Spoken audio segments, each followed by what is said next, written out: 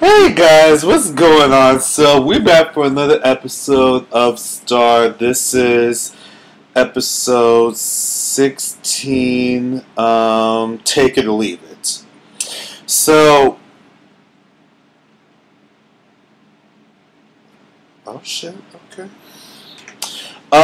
Okay. So we start the episode off with Alex getting this photo shoot after the whole situation with what happened last week's episode with her getting notoriety from her runway walk photos during the party in New Orleans.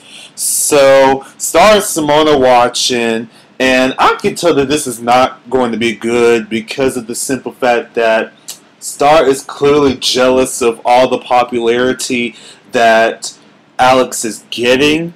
And at this point, this is the part in the show where I'm starting to hate Star again because of the simple fact that these last couple of episodes since the spring premiere, Star has kind of been, on her toes a bit. She's been kind of behaving just a smidge. And it's gotten to the point where it's like, okay, I'm kind of feeling for her. I see where she's coming from, and I appreciate her for some of the things, not all, but some of the things that she do. But then this episode happened, and I'm like, fuck you, bitch. Fuck you. Fuck you and your blonde ass hair, your ugly ass face, your dirty ass personality with your stupid dirty ass. Like I feel like the writers made this episode out because they've been watching my reviews and they realized that I wasn't talking shit about Star anymore, and they most definitely gave me a reason to talk shit about that bitch again. Because let me tell y'all something. I don't like her, but let's get through the rest of this. So then we get to the hospital where we have Cotton, worried about Jaden after his whole situation with him having a seizure from the last episode. And, oh shit, wrong person. Carlotta, along with her heel, is waiting at the hospital with Jaden for Cotton. And at this point, I'm starting to notice that them two are kind of having some little chemistry together. And I'm sitting here like, look, listen, y'all better not put those two together. Because Carlotta's surprised that they both are practically grandparents to a child that they never knew existed. And Hill's pretty much trying to offer Carlotta to go and beat up Maurice for her after he practically broke her heart and shit. And I'm sitting here like, Carlotta, don't do it. Don't fall for this sorry ass man. But to be quite honest, if anybody up in this bitch, personally, and speaking from my personal opinion, I feel like that I would much rather have Carlotta with Hahil than Maurice's punk ass. Because I don't know.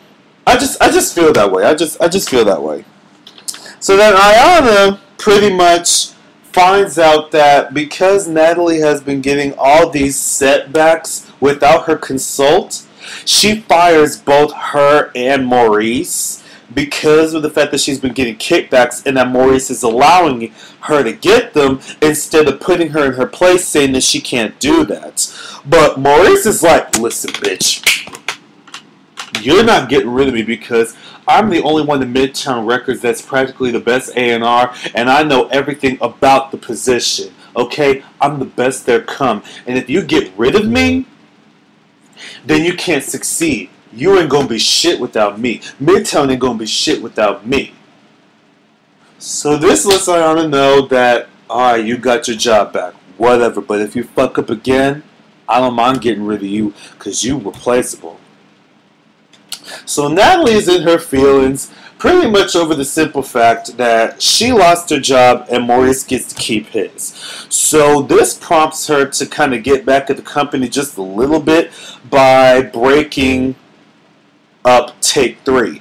Since she already knows that Alex is about to be in, out of town due to her photo shoots and everything, she decided to take this opportunity to kind of have Maurice use Star to kind of go solo to take the spotlight under Alex's wing so that they can break up Take 3 so that Maurice can have a little bit of notoriety for himself. And I'm sitting here like, you fucking snake. You a snake-ass bitch, Natalie. You a snake-ass bitch. Ugh, I can't. I love Megan Good. I really do. She is a great actress, but her character, Natalie, is disgusting. So Alex is ready to go back to record with the girls, but then she gets a sign that she has more meetings and interviews and photoshops.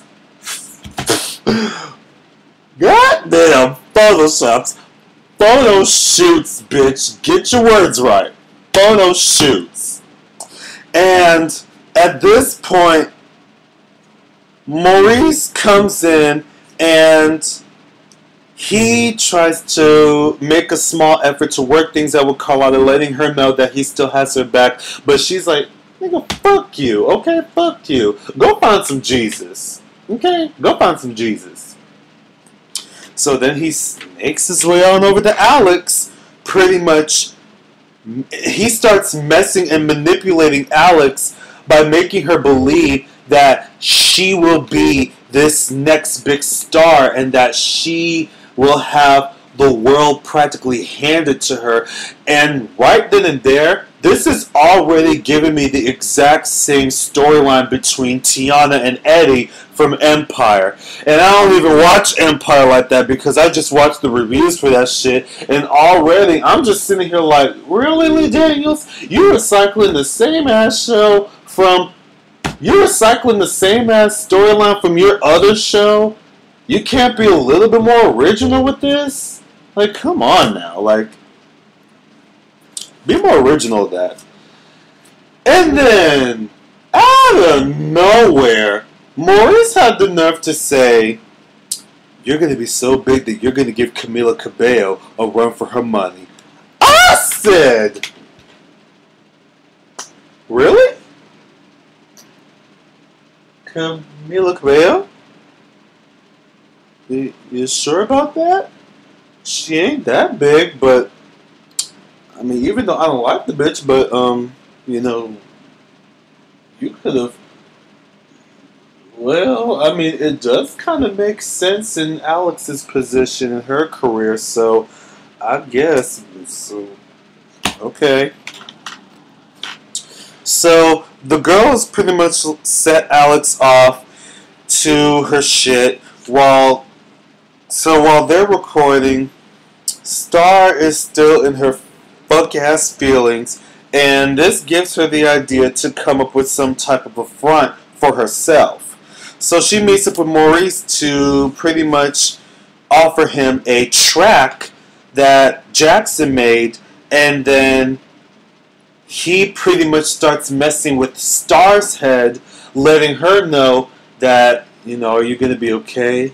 Since Alex is making a name for herself, that's gotta hurt. So it's like, what are you gonna do? So at this point, I'm just sitting here like, Maurice, you punk ass bitch. Meanwhile, we get Andy and Angel. They pretty much get dropped. Shit. They pretty much get dropped from the label due to the fact that Take 3 is already in a good position of being on tour, and then Noah is already hard at work with his newest single, and with that in mind, if his single works out with the audience and with the board, then he'll be right back in the good graces with everybody to where they'll trust him professionally to have him back on the top. So that means Andy and Angel are out. So they're both in their feelings, and they come to the conclusion that it's all Hale's fault. He's the one who tricked both of us. He can't be trusted. Fuck that. So Angel decided, let's split up and just get out of his contract. Andy wasn't here for that shit, but eventually they decided that they're just gonna go ahead and break up anyway. I'm sitting here like, bitch, good. Because we really did not need any other artists like this, okay? We already have enough with Noah and Tate 3. Thank you. So we get back to the hospital, and Cotton and Keisha are pretty much going at it with each other because Keisha's all like, you will not put your blood in my son. But you was looking for me, though. I was looking for Arnold. Well, then that makes you a hoe because you practically raped me since I wasn't basically into women. So at that point, Keisha just does not want nothing to do with Cotton. And she really does not want him. She does not want Jaden around Cotton. And I'm sitting here like, bitch, get the fuck over it. This is the type of ignorance and homophobia that I cannot stand. Cotton is going out of her way to save y'all's child. Who the fuck else was you gonna call to help, save your child since he was practically dying and shit? Because at the end of the day, she doesn't want shit from you. Because it just wouldn't be me.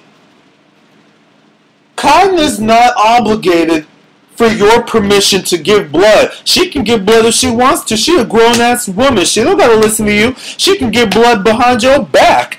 And y'all's son will be just fine. Bitch, get over it. Shut your ass up. Lee Daniels, write this bitch off.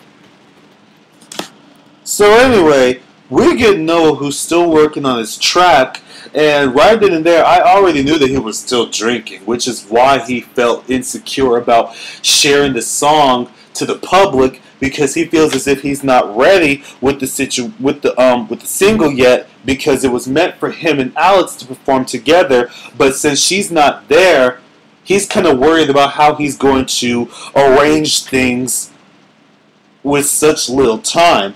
And Carlotta had to let him know that this is his last chance to really prove himself. And if he succeeds, then he's back on top. So you need to be at the top of your game if you want to succeed and put your name back on the limelights and have the company and the board trust you again. Period. Which is very understandable. So at this point, Noah is in a lot of pressure, but he's still willing to work for the track. So then we get a short subplot with Derek, and he spends the whole episode hanging out with Miss Bruce and his grandma. Since he's already mentioning about him moving out and shit, his Miss Bruce already thinking about, so is the bitch gonna be there with you? Is you gonna move in with her? Derek's like, nah, she ain't moving in. I'm gonna have my own place. I'm sitting here like, nigga, please. Just because you have your own place does not mean that that's not gonna stop the bitch from coming over just to holler at you. Please. So then they mentioned about all the neighbors that's been getting robbed around the neighborhood, and this makes Derek worried for both him and his grandmother. So at that point, it's understandable for the most part that you would feel some type of concern for burglary, but you gotta understand that burglars are people that want something that you have. So for you to sit here and be upset or concerned about that, it's understandable, but you gotta look at it this way. You're moving into a whole new location that don't nobody know about. Don't nobody know what you got. Don't nobody know any of the stuff that you have. And what kind of burglar goes in and steals something from somebody who is a complete stranger to them out of nowhere? That just makes no damn sense. You gotta think about it. What does thieves do? They steal shit that they want from that they want that someone else that they know has.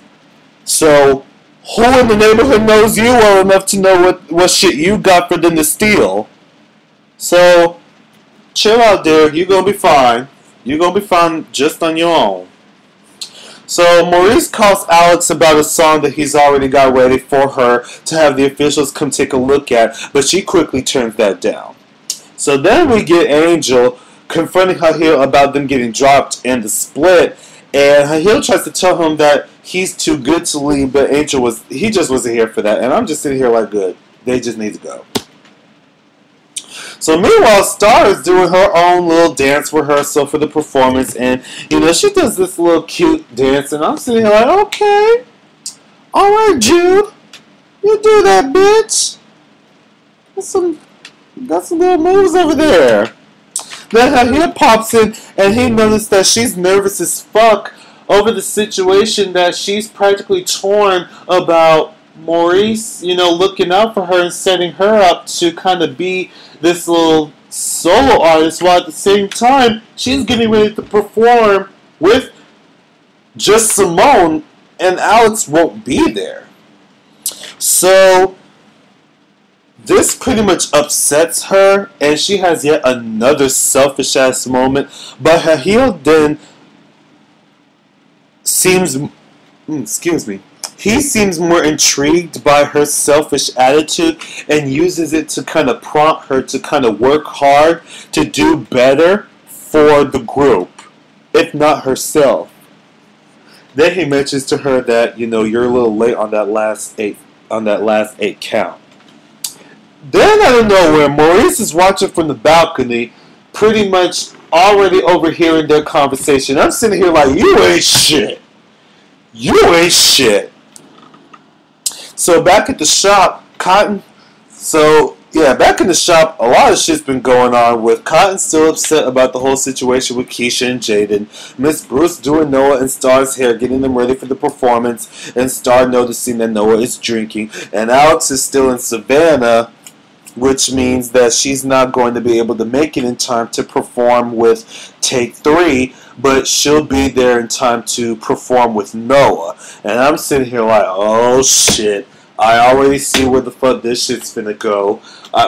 Please. So then we get Andy, who just got done having sex with Cassie. I'm sitting here like, what the fuck? I forgot these two had a thing. So at this point, it's like Andy is in his feelings because he feels as if that he practically lost everything, because he lost his internship, he just lost his music career, and he just lost Angel. So he's literally left with nothing. So at that point, it's like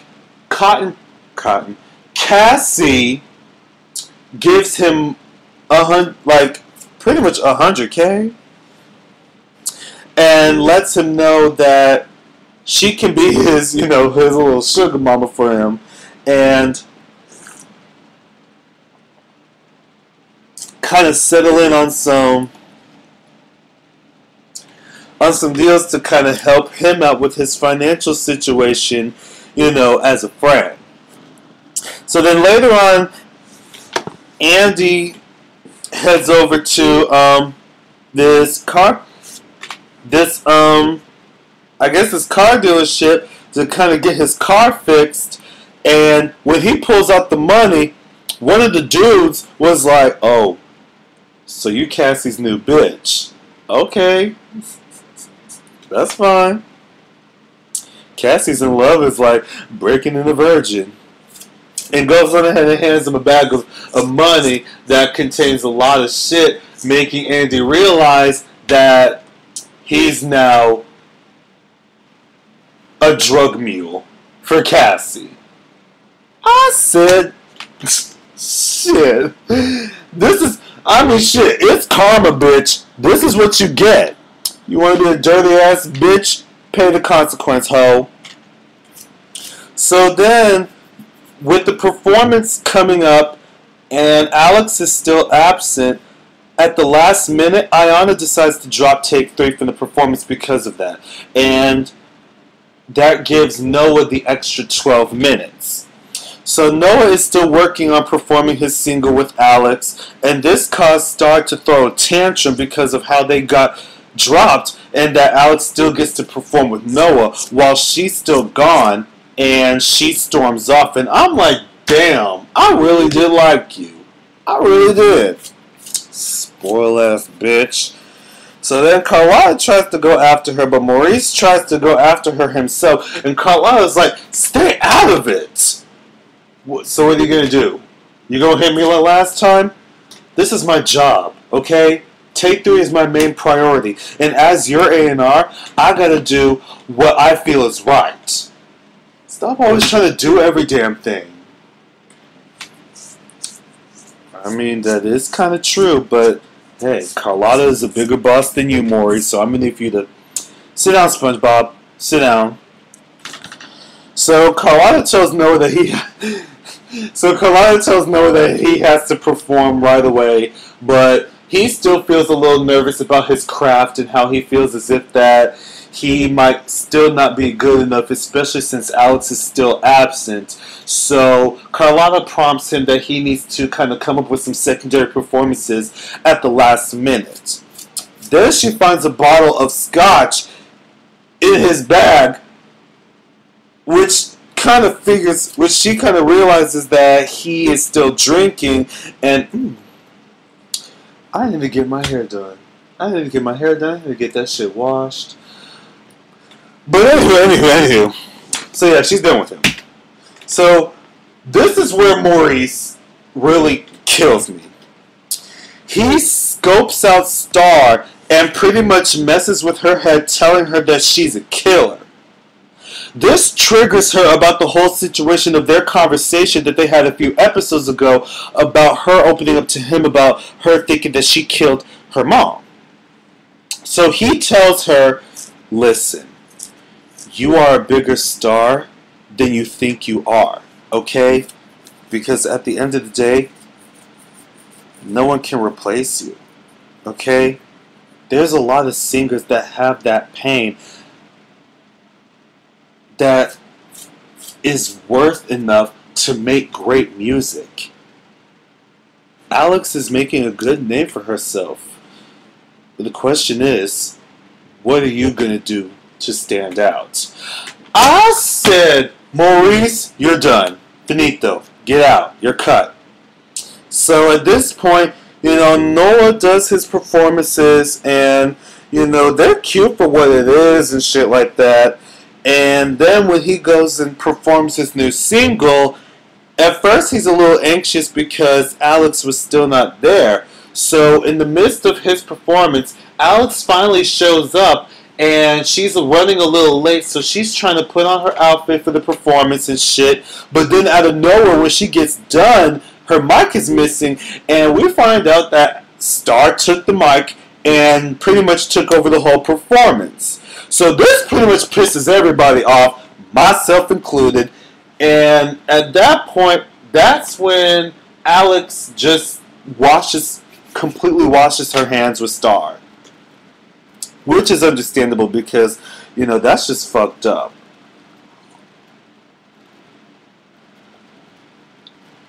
So, later we get back to Cotton. She meets up with Jaden to kind of,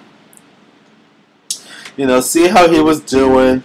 Jaden's still not here for her, so Hahil steps in to kind of let him know that he's going to be fine.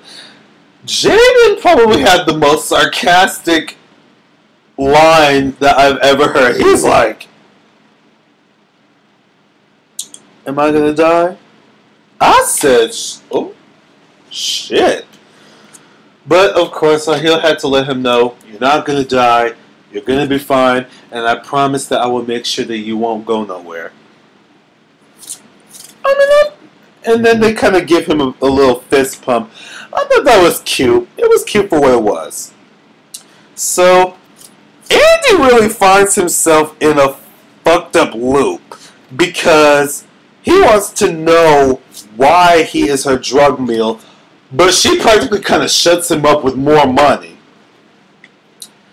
And at this point, Andy is thinking about using the money to take matters into his own hands. Meanwhile, we get Angel, who's practically sulks around, and Simone finds him, and she comforts him about his issues and his situation with him losing his music and his career and stuff. And then this kind of prompts Simone to kind of open up to Angel, about her past. And, you know, she doesn't want to at first, but he's like, you know, I'm willing to listen. I'm willing to open up. So she tells him about Otis practically raping her, and then he cuts the conversation short, and they start cuddling. And I'm sitting here like, you asked. So then we get Maurice, who is in bed naked with Natalie, and he's pretty much worried about how he's practically breaking up Take 3 and that he still has feelings for Carlotta. And Natalie isn't here for it. And bitch, I'm not here for you, Natalie, but I'm also not here for Maurice with your ass, because it's like, nigga, you practically threw Carlotta under the bus. And you still got feelings for her. You fake ass bitch. Get the fuck up out of here. I don't. So then we get back to the hospital, where Jaden's doctor pretty much tells everybody that, you know, Jaden is pretty much going through a kidney failure, and until they could find somebody with a matching kidney to help replace the one that was failing, pretty much he's gonna die. So they find out that Keisha and Cotton are not a match. So he's pretty much in the UNO list until they could find out, or at least find somebody with the match. And Hahil pretty much offers himself to kind of volunteer. And I'm like, okay, that's cute. So at this point, this makes Cotton snap. And she practically goes off on Carlotta about how much she really was not there for her when she needed her the most. Causing Carlotta, or Cotton, to feel like that she had to be a man, which was something that she wasn't, to kind of step in to do something that she needed Carlotta to be there for, which is kind of fucked up. But at the end of the day, Carlotta had to do what she had to do to kind of take care of the people that she cared about. So later, Star finds Noah hiding in the dressing room, and she kind of comforts him about how he felt bad about the song, but he tells her that he's still drinking, and Star's clearly not here for that shit. So then, when he walks out, the press starts attacking him, asking him questions like, "Are you and Alex still together? Is she going to be replaced?" And then Noah goes out of his mouth saying, "No one's going to replace Alex." And this gets Star in her feelings, and I'm sitting here like, really, Star? You really think that one little performance is going to make you think like you're all that? Like, you only have one track, and all of a sudden you act like you're Lady Gaga. Okay. So Carlotta tells Noah that he needs to go to rehab for his drinking problem since he hasn't stopped. But then Ayana kind of lets everyone know that because of the single that him and Star performed was so good, the board and the audience can't wait to hear the rest of his album. So Noah is already getting close to getting back to the top. So that's good. So she tells him that he needs to keep doing what he's doing that made the track so amazing. And I'm sitting here like, drinking? You want him to keep drinking? Because that's pretty much what he was doing.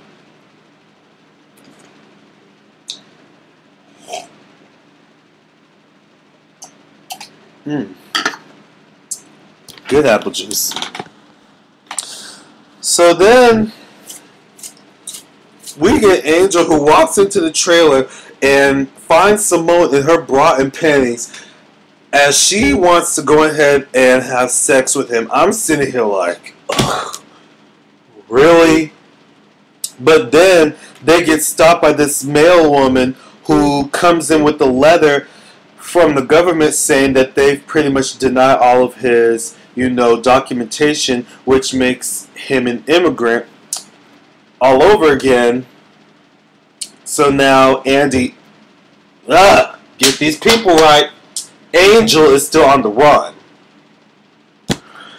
So then we get Alex coming into the studio, and then she finds Jackson, and she takes this opportunity to get back his star by featuring herself in his new track. And I'm sitting here like, this is some shit. Then we get near the end of the episode with Maurice getting ready to close his deal with making Star his solo artist by having her publish the performance that's about to go viral. And then we get Andy, who comes in on Cassie dealing with this ex-drug dealer who failed to complete his job, and she shoots him dead in front of him, and she's like, we gotta get the hell up out of here. Boy, come on, let's go. And this makes Andy rethink his whole relationship with Cassie. So at that point, he's like, damn, I don't know what else to do. So then he leaves her. So that's pretty much it. Y'all tell me how y'all feel about this episode, and I'll see y'all later. Bye.